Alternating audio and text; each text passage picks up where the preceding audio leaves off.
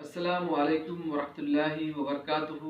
حامدا و مسلین اما بعد قال رسول اللہ صلی اللہ علیہ وسلم کل امتی معافن الا المجاہرین رواہ البخاری حدیث نمبر 6069۔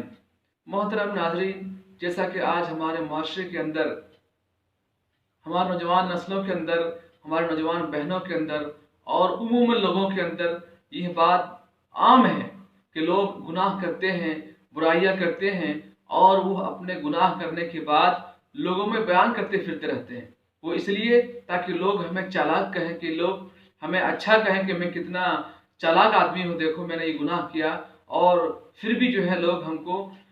رسپیکٹ کریں، عزت دیں۔ جبکہ میں ایک بات کو واضح کر دوں کہ اللہ کے نبی صلی اللہ علیہ وسلم فرماتے ہیں صحیح بخاری شریف کی روایت کے اندر، اور اس حدیث پاک کے راوی سیدنا ابو ہریرہ ہیں، آپ اسلام فرماتے ہیں کہ اللہ تعالیٰ میری امت کے تمام لوگوں کو معاف کر دیں گے سوائے ان لوگوں کے جنہوں نے گناہ کیا اور اس گناہ کو انہوں نے خود سے لوگوں میں واضح کر دیا، بیان کر دیا۔ اور آپ اسلام فرماتے ہیں مجاہرہ یہ ہے کہ ایک انسان رات میں گناہ کرے اور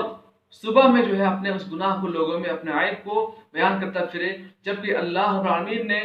رات سے صبح تک اس گناہ کے اوپر پردہ ڈال کر رکھا ہوا تھا، لیکن اس شخص نے خود اللہ تعالیٰ کے اس پردے کو چاک کر دیا۔ لہٰذا یہ حدیث پاک بتلاتی ہے کہ ہمیں جو ہے کبھی بھی اپنے گناہوں کو لوگوں میں بیان نہیں کرنی چاہیے۔ اور یہ بات بھی یاد رکھیں، آج ہمارے مسلم نوجوان لڑکے اور لڑکیوں کا حال کیا ہے کہ وہ گندگیاں اور برائیاں دیکھتے ہیں اور اس کو لائک بھی کرتے ہیں اور اپنے اسٹیٹس میں بھی رکھتے ہیں اور اس کو وہ شیئر بھی کرتے ہیں۔ میں آپ کو بتا دوں کہ آپ کا ایک شیئر آپ کے لیے جہنم میں جانے کا باعث ہو سکتا ہے، اس لیے کہ